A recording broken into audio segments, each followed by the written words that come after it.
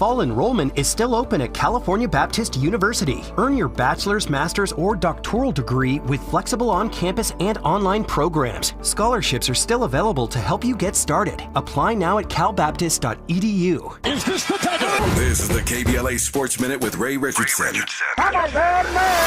Bronny James led the Lakers rookies and free agents with 17 points Monday night in the team's loss to the Clippers in the NBA Summer League in Vegas.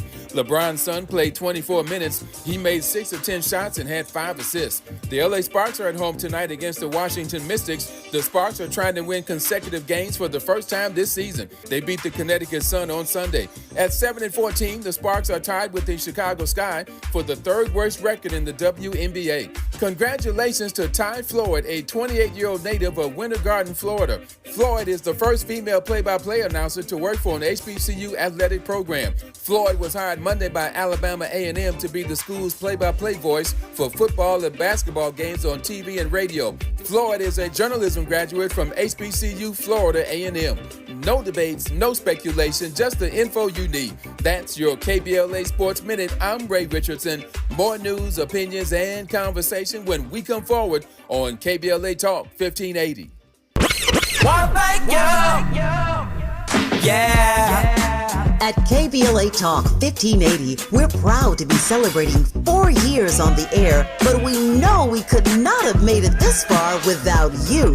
We work hard every single day to curate conversations that will enlighten, encourage, and empower you. So, from all of us at KBLA Talk 1580, a big thank you for your love and support. You don't know how much you mean to me. And by the way, if your smartphone did not update automatically, be sure to download our brand new KBLA 1580 app. We think you'll love all the new features, including new ways to send us photos and video in real time, whenever news breaks, while we're on the air. It's a new dawn, a new day for KBLA Talk 1580, and we're glad you're on this journey with us. You never turned away, you were right there. And I thank you, thank you.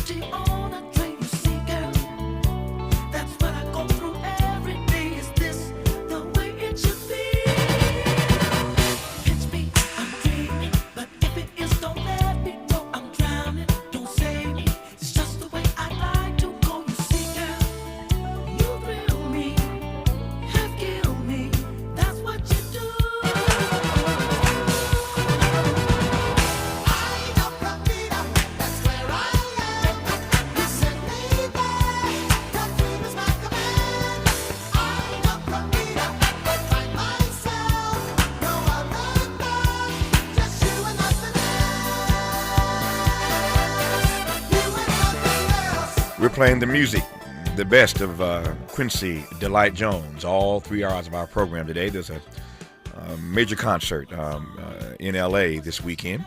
If you want to come to L.A. to hang out at Disney Hall, a major tribute to Quincy Jones this weekend, and one of his proteges, Shalea, is performing this weekend. She's coming in studio in our 3rd hour to talk about Quincy Jones, her mentor, my dear friend. So we're using that as a good excuse to play some of the best of Quincy Jones, all 3 hours of our program. And I said earlier, nobody did it quite the way Q did, working with pretty much everybody in every field, every genre of music. Quincy had an impact, and so we are celebrating today the music, the life, and the legacy of Quincy Delight Jones. In this hour, as promised, a conversation with Claire Babineaux-Fontenot, CEO of Feeding America and one of Time Magazine's 2025 Women of the Year.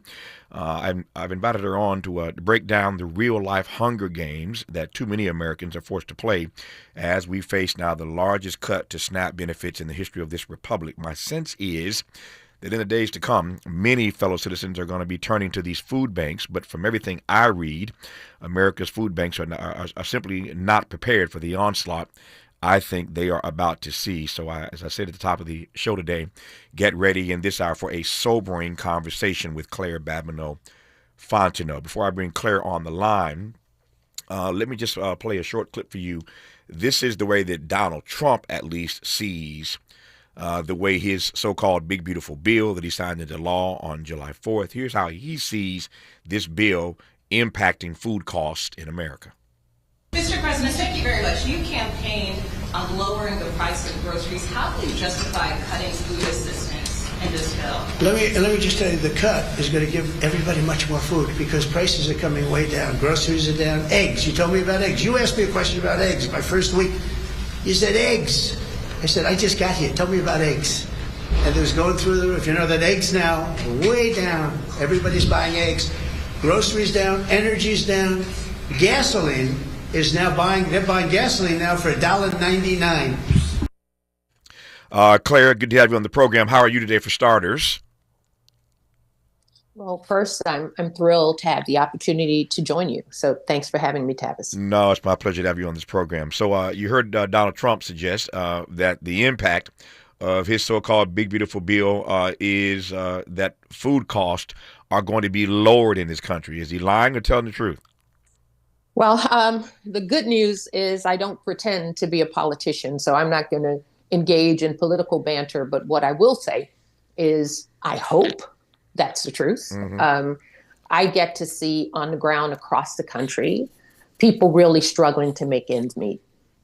I get to see the toll that takes on families. I get to see the toll that it takes on children in this country. I know we can do better than we're doing. I'm determined to be a part of making something better happen. Things are not where they need to be, and let's get with it and let's make good things happen for kids and families all across this country. That's what I'm here for. Yep. So we got a whole hour here, so we're going to unpack a lot in this hour, and I'm glad we have time to do just that. Let me start with this, or continue with this. How is it possible that in the richest nation in the history of the world, there's a thing known as food insecurity? Other places, perhaps, but again, in the richest nation in the history of the world, how does that phrase, food insecurity, even exist in our vocabulary? Wow. I can tell you there's no good reason for it. Mm-hmm. We're not a country that lacks enough food to make certain that everybody has the food that they need. We're not a country that lacks the infrastructure for getting that food to people who need it the most. I think a big part of the challenge, though, Tavis, is that there's a way that we think of ourselves in the country, and the way that we think of ourselves is more of an ideal than a reality for many people. Mm-hmm. And people don't tend to solve for problems they don't think they have.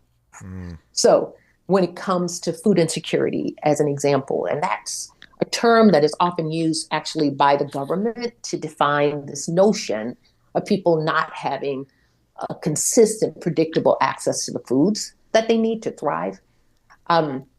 So we think about that being a challenge for people in other countries. Mm-hmm.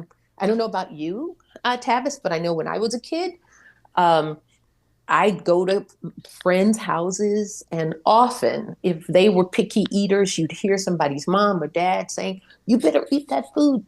You know, there are hungry kids in Africa. Oh, yeah. Or you better eat that food. Yeah. There are hungry kids in China." My mom never said that because we knew in our household that there were hungry kids right here. And until we accept the reality of what's happening with our children here, we're not likely to work to change it. So part of my job and part of what you're letting me do right now with your audience is to get the word out. I want to pick up on that notion when we come forward that you raised a moment ago, Claire, this notion that we don't solve for problems that we don't think we have. It's a great line, but I want to interrogate it, that in this country, we do not tend to solve for problems that we don't think we have. Let's unpack that a bit more. It's going to be a great hour talking to Claire Babineaux-Fontenot about the largest cut to SNAP in the history of this country and the Hunger Games that people are playing, sadly, for real, for real. You're listening to Tavis Smiley.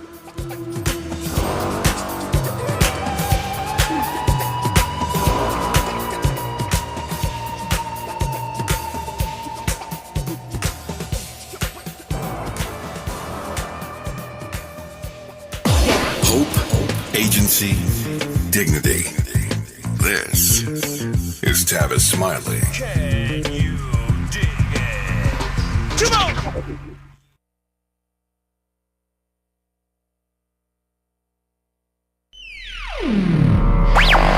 All I need is one mic. With the KBLA Talk 1580 guest editorial, I'm Martin Gordon, chair of the Pasadena Community Coalition. Recently, I listened to a Tavis Smiley show conversation with James Farr. At one point, James said something that caught me off guard, not because it wasn't true, but because it is. Black Altadena is gone. I know it may seem stupid and non-productive, but I stopped in that moment listening to Tavis and James. I broke down and cried. In the back of my mind, I told myself we can bring it back like it was. But James Farr's reality check hit me like a ton of bricks. My community is being murdered. I said murdered, not by the Altadena Eaton Canyon fire, but by the people we elect to protect us, and by greedy and gatekeeping nonprofits who cannot see the forest for the trees. For the first time since the fire, I truly feel and understand my wife's inconsolable pain. Because I'm struggling to find a path to recovery and at least some form of normalcy. My community is crumbling right in front of my face. Lack of funding to rebuild is slowly destroying us. Many of us can no longer hold out, and developers are gobbling up our property. When I hear voices like Tavis Smiley and James Farr speak truth to power on KBLA Talk 1580, it reminds me that we're not crazy, just unheard. Make no mistake here, KBLA delegation, this is war, and we the people of Black Altadena are losing. It's like waiting for reparation. Not gonna happen, brother. In this new orange man world, no one, no entity is persuaded by right or wrong. There is no consequence for doing the wrong thing, and no accolades or support for doing the right thing. Will war-torn Black Altadena survive? Your guess is as good as mine.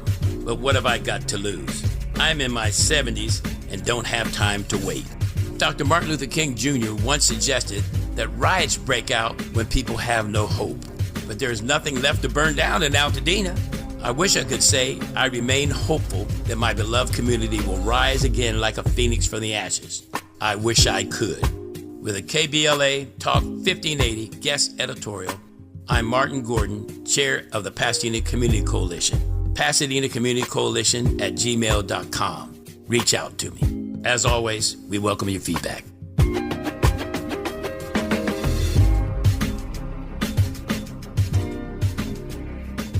Break out the champagne. Everybody get a glass. Tavis Smiley is now ranked number 16 nationally and the highest rated talk show hosted by an African American on the 2025 Talkers Heavy 100 list of the most important talk radio hosts in the nation. Last year, Tavis ranked number 33, and the year before, number 45. The Tavis Smiley Show has rapidly expanded its national syndication to now include nearly 50 radio stations across the country and counting. Congratulations, Tavis. Yeah, yeah.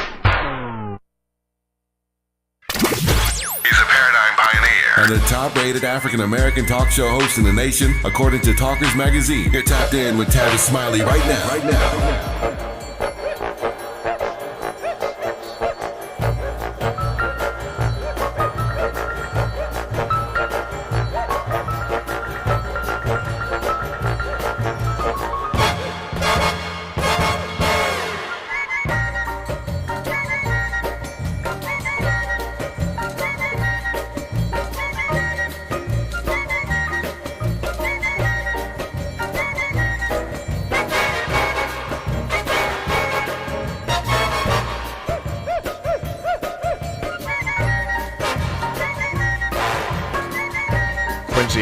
Quincy Jones used to always tell me, Tavis, ain't no money like music money, because music money don't stop. Music money, you make it horizontally and you make it vertically. You make it when you're standing up and you make it when you're lying down sleeping. Quincy wrote this song like 100 years ago. And then 100 years later, Austin Powers shows up and says, we'd like to use this song. Quincy says, sure, why not? And so a song you wrote all those years ago makes money for you in real time. I'm mad at Quincy Delight Jones. We are celebrating the rich musical legacy of Quincy. All 3 hours of our show today, playing some of the best of Quincy Jones, because in our third and final hour, we're going to talk about a major musical tribute to Quincy Jones this weekend in L.A. at Disney Hall. In this hour, we continue our conversation with Claire Babineaux-Fontenot. She is the CEO of Feeding America and one of Time Magazine's Women of the Year for 2025. Congrats on that, Claire. And again, it's an honor to have you on this program. So I said I wanted to get right to this frame that you put us in moments ago, that America tends not to solve for problems that we don't think we have. It's that latter part that I really want to focus on, at least initially here, problems that we don't think we have. I wonder to what extent you believe, or what the data suggests to you, about whether Americans, everyday people that is, believe that we have a food problem. I don't get the sense, as I watch people waste food, as I see people in restaurants, as I see people at dinner parties, I don't get in movie theaters. I don't get the sense we are a food culture, and I don't get the sense that people think we have a food shortage problem in this country, much less a food insecurity problem for poor people and babies. I just don't think we get it. And if I'm wrong, please disabuse me of that notion. You're right. We clearly don't think we have one. And one of the examples that I can provide that make that clear to me would be during the pandemic. Mm-hmm. During the pandemic, when we were all trapped in our houses, fixated in front of our whatever monitors we were using, we were seeing these lines, right? Lines and long, long lines of people who needed to get access to food. Or parking lots with over 10,000 cars in it, and each car sometimes representing as many as 5 families. We got it during that moment. Mm-hmm. And when we got it, we did stuff. It was the most significant decrease. Now, listen to this.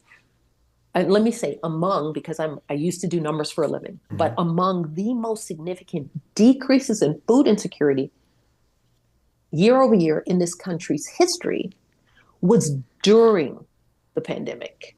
Can you wrap your head around that? No. So, because we knew there was a problem and we activated.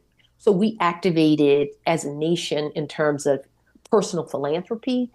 We activated as a nation in terms of big foundations, and the government. It was one of the few things that the government could agree on. Right? Even in our partisan environment, the government came together and in a bipartisan way, or I would like to say in a nonpartisan way, decided we're gonna solve for this. We're gonna make certain that people get access to food. We're gonna solve for it. Even back then, I had the privilege of interviewing in you name the forum. I interviewed in it, and because people had this heightened awareness. So they're calling me and others who do the work that I do and asking us, what's going on here? What's going on? Mm-hmm. And I tell people during that moment, they say, what's your biggest concern? And I say, my biggest concern, or among them, is those long lines that people can now see because they're on the outsides of buildings. We're going to do okay with the health side of this eventually. We'll figure some stuff out. And those lines are going to return to the insides of buildings, and people are going to think they went away. And that is precisely what has happened, Tavis. Mm-hmm. That's precisely what has happened. Those long lines have actually gotten longer, but people have gone about their business. Mm-hmm. And you think, oh, remember back when during the pandemic, people needed food? And you think it's a past tense, when in fact it's a real thing that happens right now. It was happening before the pandemic. It was happening during the pandemic, and it's happening even more since the pandemic. Since we've been recording food insecurity rates in the country, this is the highest rate of food insecurity that we have in this nation since the economic downturn of 2008, 2009. But people think it's gone. Poof. I don't intend to make you political, nor would you let me anyway. You made that clear at the very outset of this. I will not. You made that clear at the very outset of this conversation. I ain't mad at you, but I do need to navigate this terrain with you because of what you just said a moment ago. So, Dr. King, who I regard as the greatest American this country's ever produced, my audience knows that. King is my guy. King said famously that budgets are moral documents. Budgets are moral documents. You can say what you say, but you are who you are. And you show me who you are when you put your budget on the table. So again, I'm not making you political, but this reality does say something about the budget priorities of this country. I wonder if you might opine on that for a second before I push forward. Yeah, sure. And maybe I can frame it in a way that will get the point across. Sure. So let me start with helping the audience to understand Feeding America and how we look at these challenges. So we are a nonpartisan organization. So what does that really mean? It really means that we focus our energy intently on policies, not on politicians. We're far from neutral, by the way, and some might hear me so far and think, oh, well, Feeding America, they're neutral on these. No, we're far from neutral. If I could characterize what we aspire to do, we touch, I told you food insecurity rates are about 47 million. That doesn't reflect everybody that struggles to make ends meet. 50 million people show up at food banks. Sometimes 60 million people show up at food banks. And they're not doing it because they want to. They're doing it because they need to. So when people show up at food banks, we have an opportunity to engage with them. We try to do it in a dignified way. And they talk to us, and we have a chance to listen to what they say. And based upon what they say they want for themselves, we formulate a position on policies.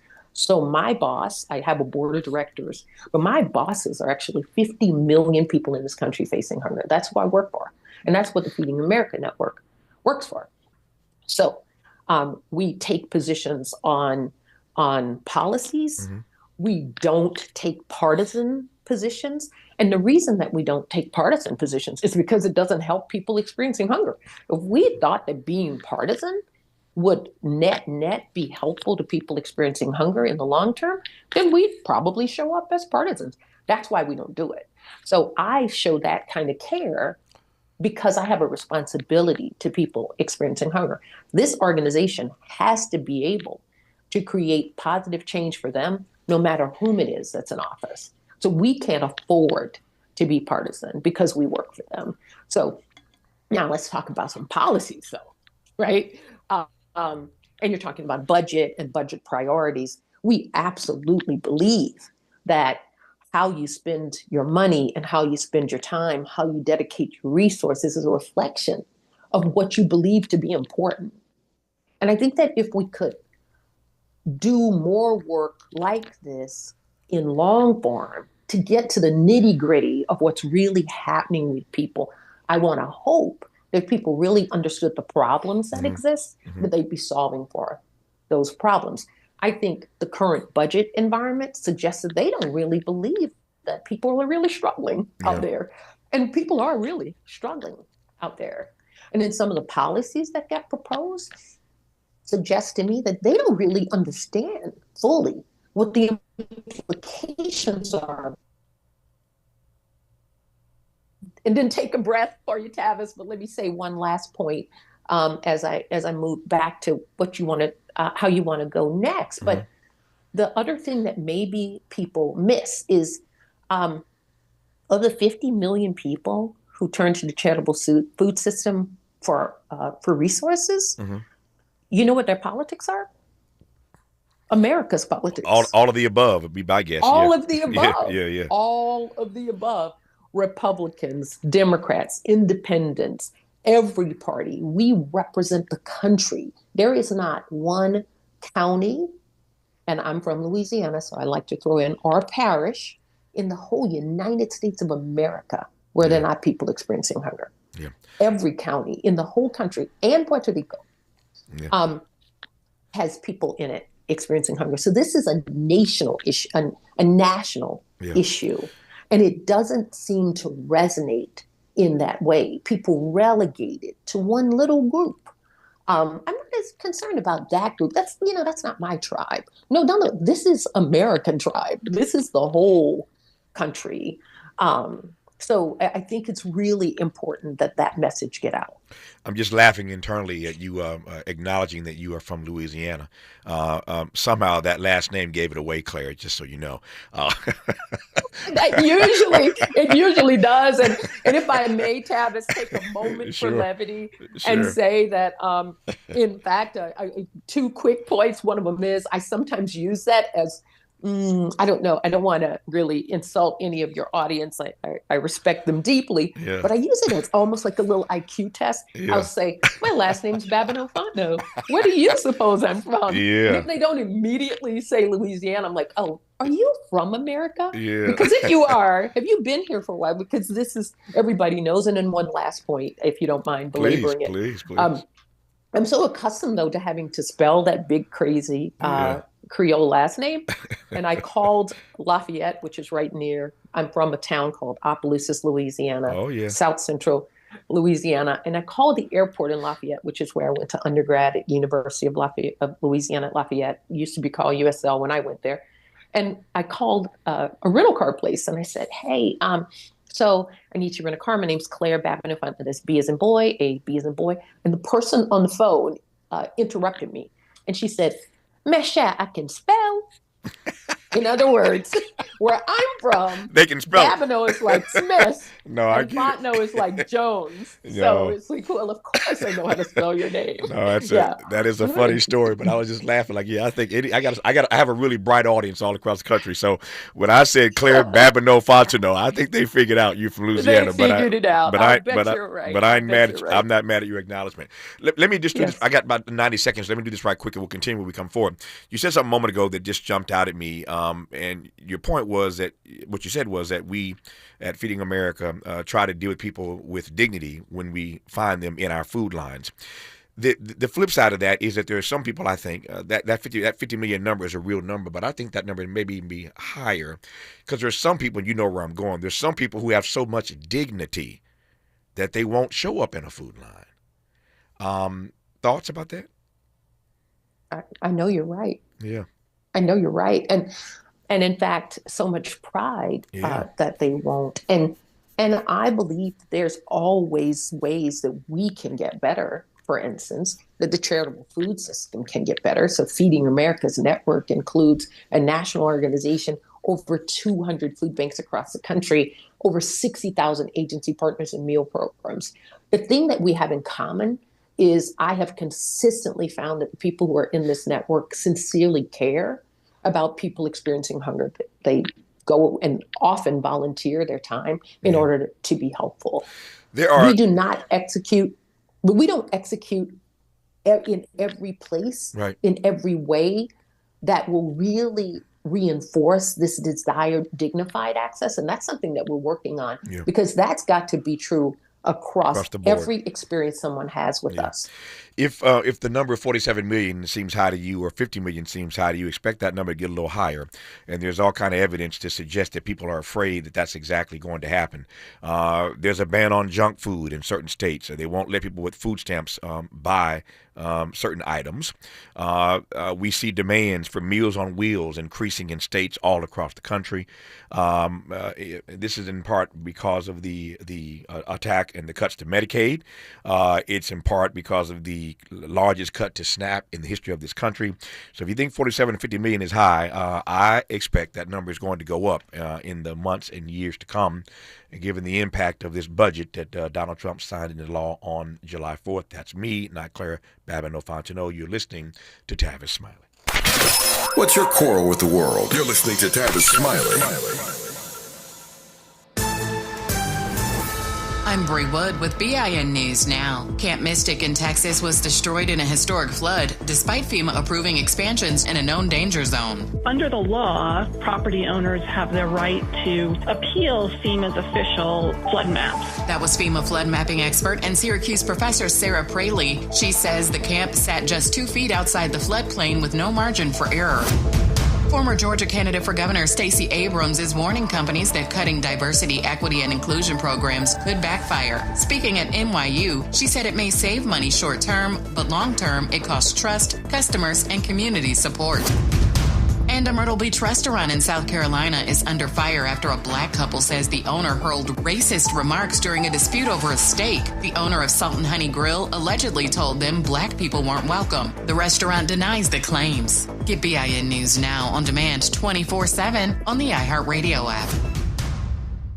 Fall enrollment is still open at California Baptist University. Earn your bachelor's, master's, or doctoral degree with flexible on-campus and online programs. Scholarships are still available to help you get started. Apply now at calbaptist.edu. This is the KBLA Sports Minute with Ray Richardson. Bronny James led the Lakers rookies and free agents with 17 points Monday night in the team's loss to the Clippers in the NBA Summer League in Vegas. LeBron's son played 24 minutes. He made 6 of 10 shots and had 5 assists. The LA Sparks are at home tonight against the Washington Mystics. The Sparks are trying to win consecutive games for the first time this season. They beat the Connecticut Sun on Sunday. At 7-14, the Sparks are tied with the Chicago Sky for the third worst record in the WNBA. Congratulations to Ty Floyd, a 28-year-old native of Winter Garden, Florida. Floyd is the first female play-by-play announcer to work for an HBCU athletic program. Floyd was hired Monday by Alabama A&M to be the school's play-by-play voice for football and basketball games on TV and radio. Floyd is a journalism graduate from HBCU Florida A&M. No debates, no speculation, just the info you need. That's your KBLA Sports Minute. I'm Ray Richardson. More news, opinions, and conversation when we come forward on KBLA Talk 1580.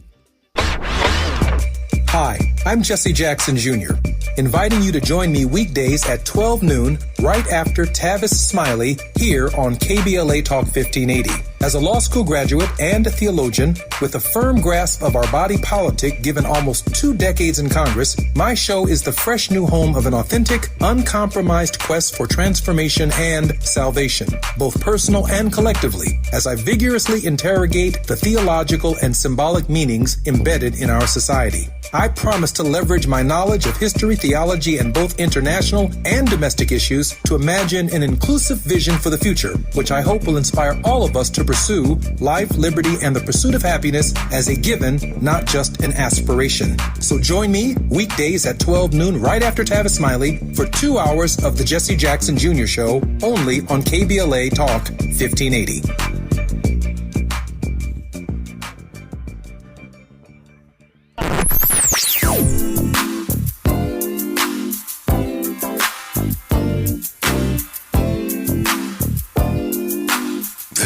KBLA Talk 1580. Talk radio.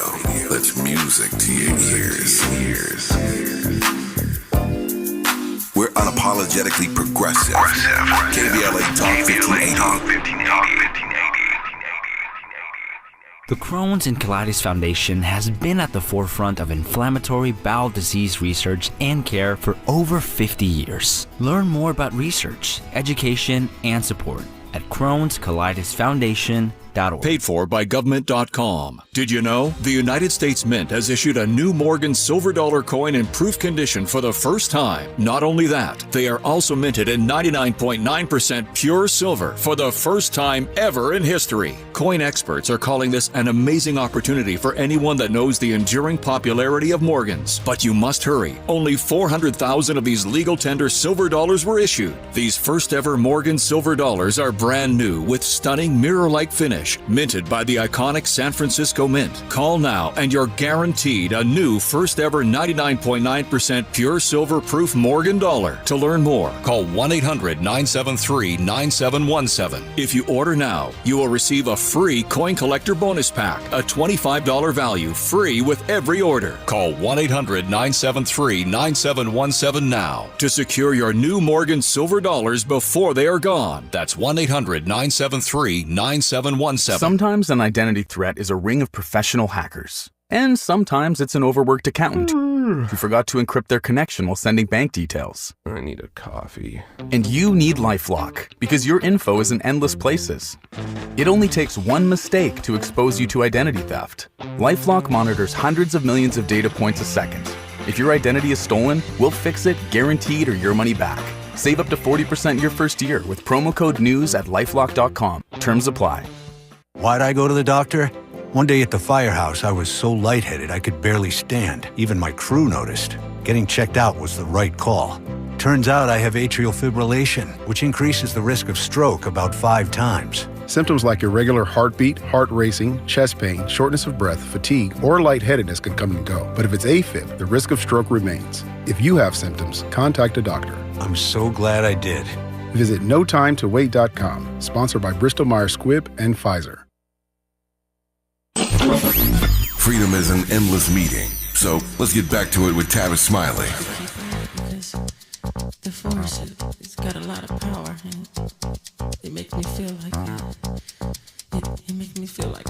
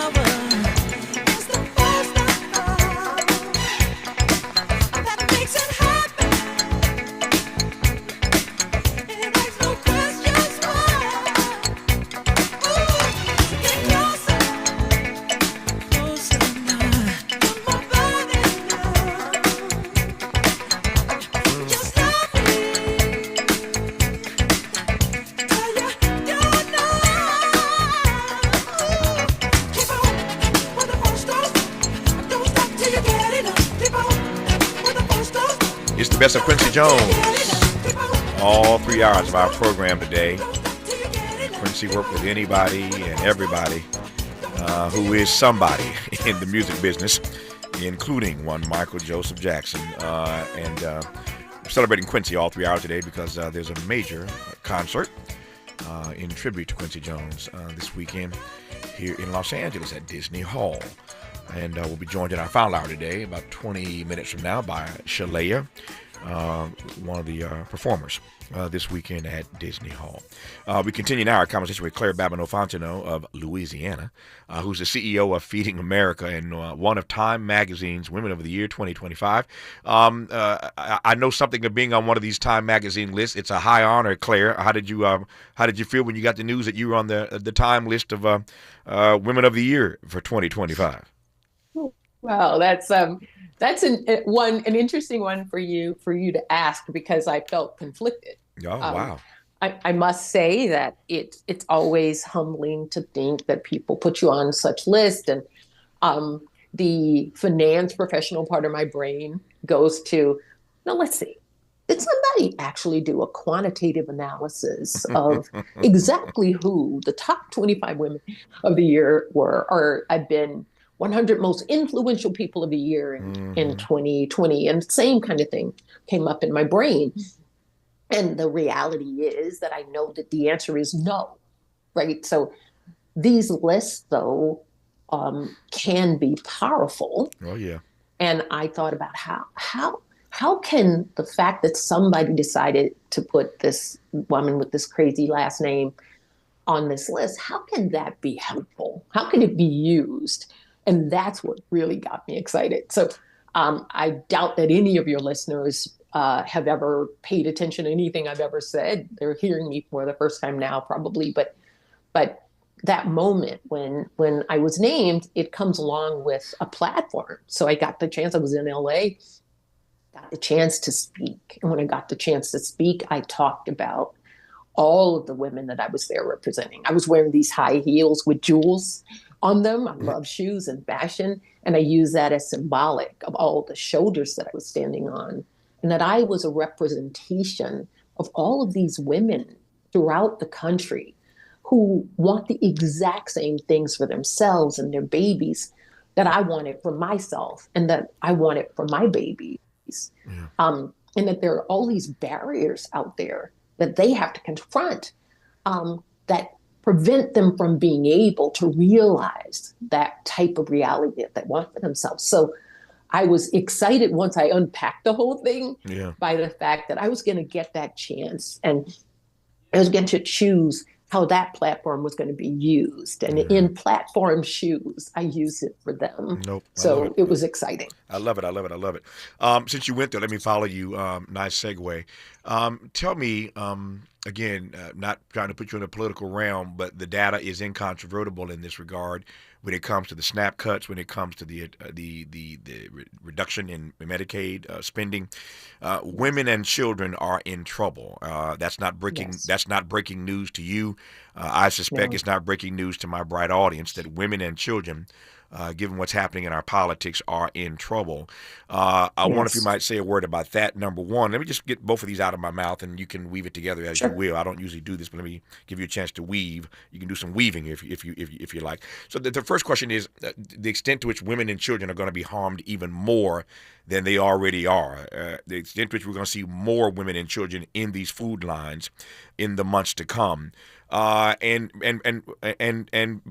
connected to that is whether or not these food banks are prepared for the increase they're about to witness. And everything I am reading suggests that millions more Americans, millions more fellow citizens are going to be turning to these food banks, these food lines.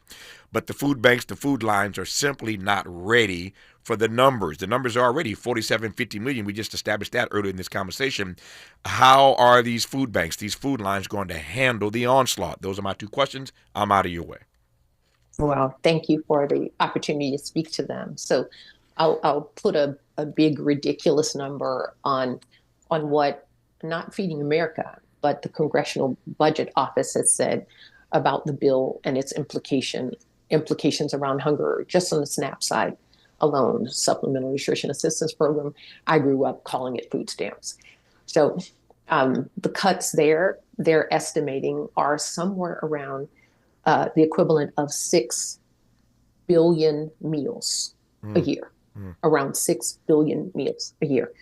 The Feeding America Network, amazing network. In fact, I would suggest the most powerful force for getting food from where it is to the people who need it the most in the charitable food system would be the network that I'm privileged to be a part of. We provided last year, let's see, what's the number again? 6 billion meals. So think about what that means. So if you're adding a 6 billion meal gap, and we in full force provided 6 billion meals, you've doubled it. You pretty much wiped out the 6 billion meals that we were able to provide. So unless other things happen between now and us attempting to meet that need, this is really a train headed toward catastrophe. And we've got to collectively decide that we're not going to let that happen. And you talked about children. To think that there are millions of children who are getting caught in this net, millions of children. Think back to some statistic I provided earlier, where you've got nearly 50 million people who are food insecure, according to the USDA. Nearly 14 million of them are kids. And it's actually one of the spaces we have the infrastructure. We have data scientists who work at the national organization. We have data scientists at some of the food banks, et cetera. We're able to listen intently and understand as really deeply what's happening with hunger in America. And among the things that people tell us about is what these barriers are, what the real implications are for them. And we get to see the impact that it has on communities. And I said this earlier, Tavis, I want to return to this as a notion. I do think some of us believe that you can compartmentalize hunger. Where you can say, oh, it's just that little small group of people. It's not people like me. Well, yes, it is people like you. Or that little small group of people, it's small. Well, it's not small. And by the way, that has a negative implication for all of us. And when we solve for hunger, we solve for prosperity as a nation. Because when people are food insecure, there are all kinds of other things that happen. So unpack the fact that, number one, food insecurity is actually a symptom of poverty.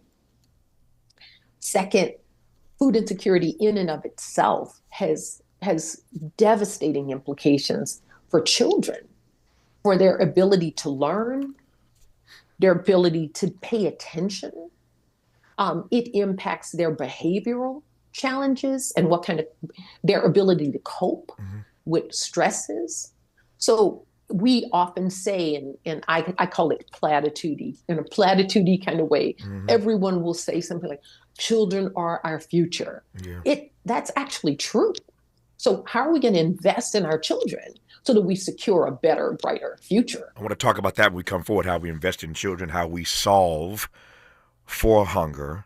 Our guest is Claire Babineaux-Fontenot, CEO of Feeding America, and we'll talk about, again, whether or not these food banks, these food lines are ready for the onslaught they are going to experience. You're listening, and I'm glad about it, to Tavis Smiley. Interrogating and unpacking. That's what we do around here. You're listening to Tavis Smiley.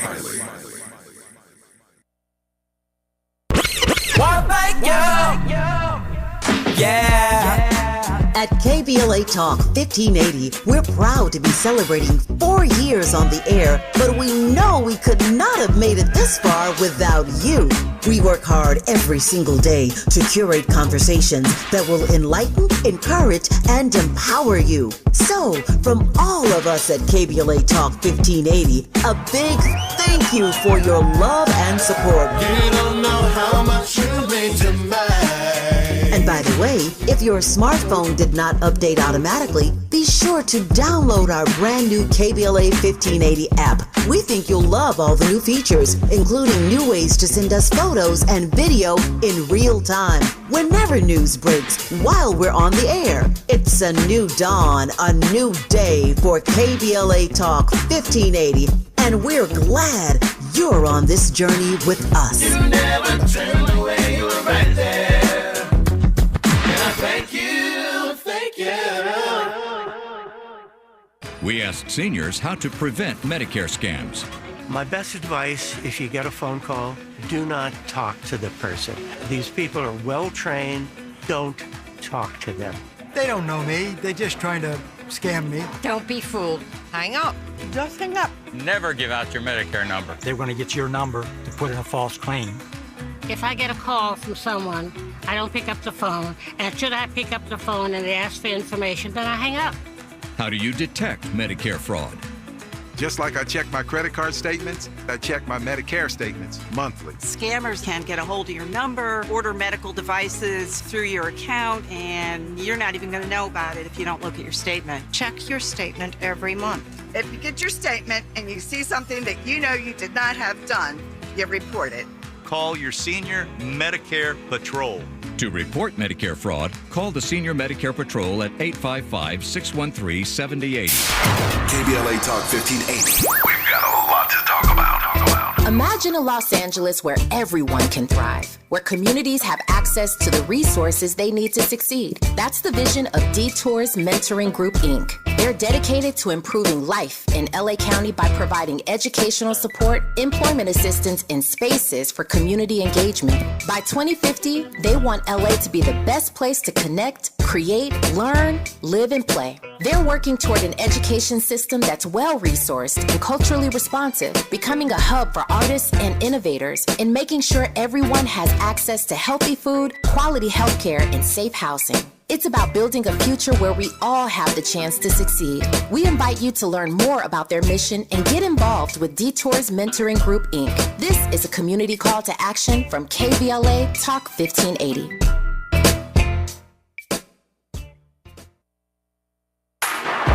Less monologue, more dialogue. Tavis Smiley continues right now. Claire Babineaux-Fontenot is our guest, CEO of Feeding America. Claire, my time is getting really, really tight here. Let me just ask you point blank and quickly here whether or not these food banks, these food lines are ready for the increased numbers that we all expect. Short answer, no. Yeah. Absolutely not. So if the Congressional Budget Office is correct and we do nothing else to stem this tide, what we're looking at could be cataclysmic. Yeah. It would double the need with food banks, and they are already tapped. And so in these final moments, one of the things I want to make certain to emphasize, but it doesn't have to turn out that way. Mm-hmm. We actually have power, and we should use that power. one thing is, because those lines went back on the insides of buildings after the pandemic, the public stopped showing as much care as they did during the peak of the pandemic. So funding at local food banks, at pantries, and at the national organization have taken a huge dip from private citizens and from companies. We should expect that our government will fill in these gaps alongside these food banks. So we should use our voices to ensure that that in fact happens. So advocate on behalf of people experiencing hunger. I'm less concerned about food banks than I am about the people that they serve. And one of the worst moments I've ever seen with food banks is when they've had to turn people away. Yeah. The point is the people experiencing hunger. So I encourage your audience, go to feedingamerica.org, and you'll find all kinds of ways to use your power, your voice, your resources to be a part of changing the game here. In our remaining moments with Claire Babineaux-Fontenot, I do want to ask her how we solve for hunger. How do we imagine a hunger-free future? That's the exit question when we come forward on Tavis Smiley. For all the freedom-loving folk, this is Tavis Smiley. I feel like freedom.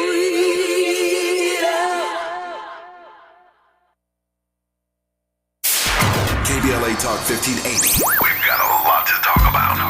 KBLA Talk 1580 reminds you that we keep us safe. Every girl deserves a chance to shine. That's the belief behind Forgiving for Living, Inc. Since 1999, this organization has been empowering at-risk girls ages 13 to 18, helping them overcome behavioral and mental health challenges. Founder Wendy Gladney's personal journey inspired the mission to give girls hope and purpose through the power of forgiveness. Through their ambassador program, workshops, and annual conference, Forgiving for Living has touched over 3,000 young lives, providing mentoring, life skills, training, and tools for building self-esteem and confidence. You can make a difference. Visit forgivingforliving.org to donate, volunteer, become a mentor, or find help for a young girl in need.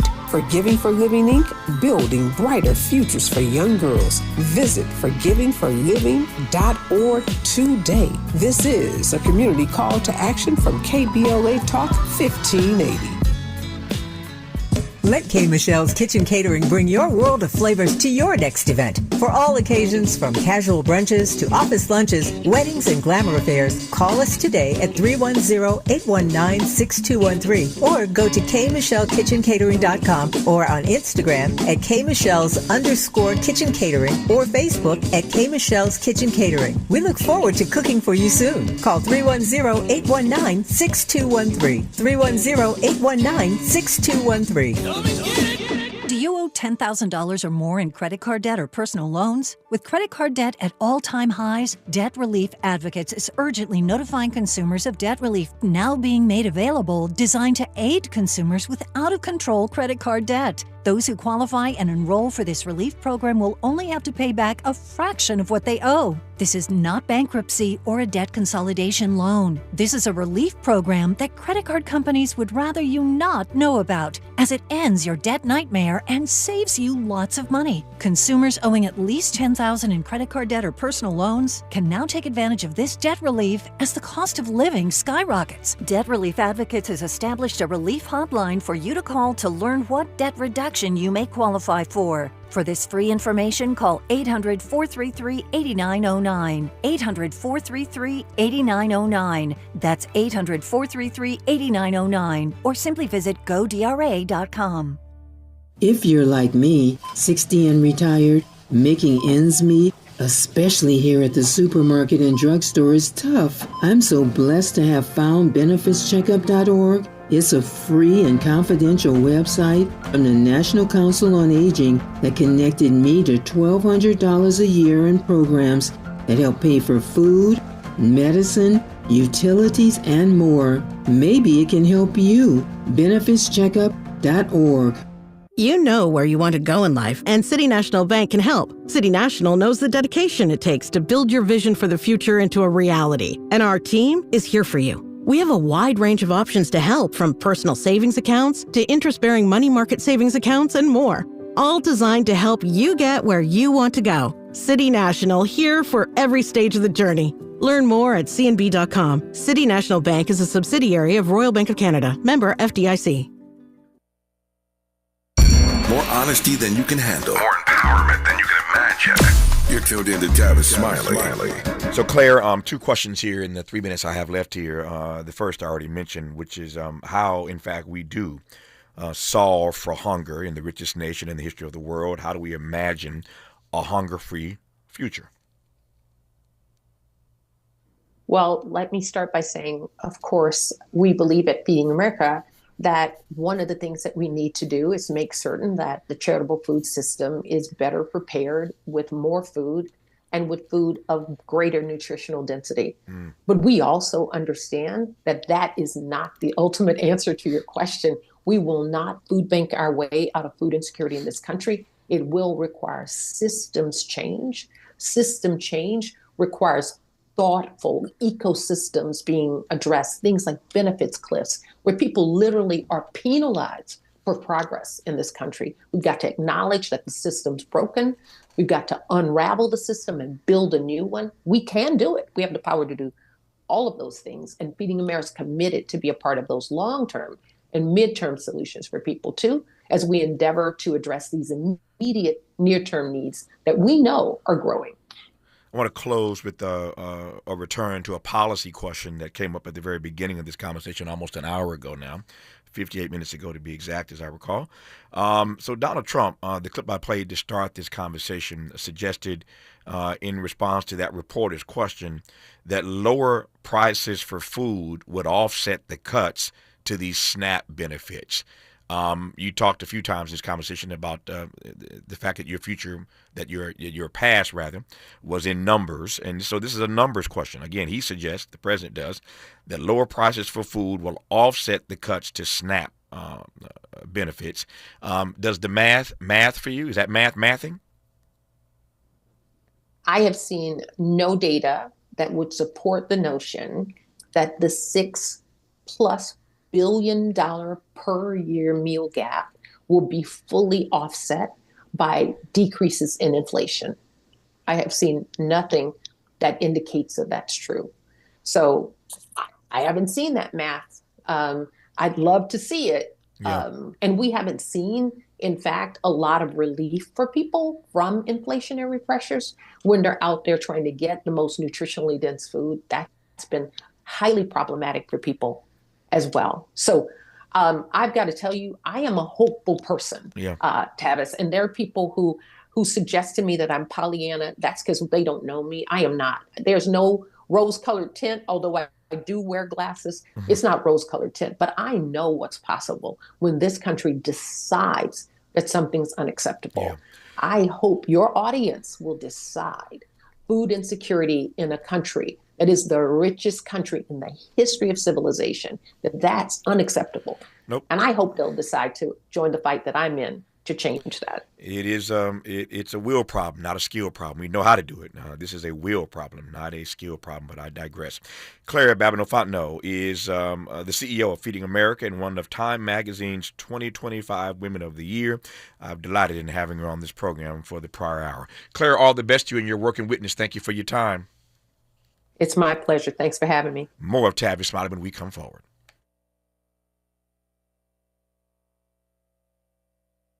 KBLA 1580 Santa Monica.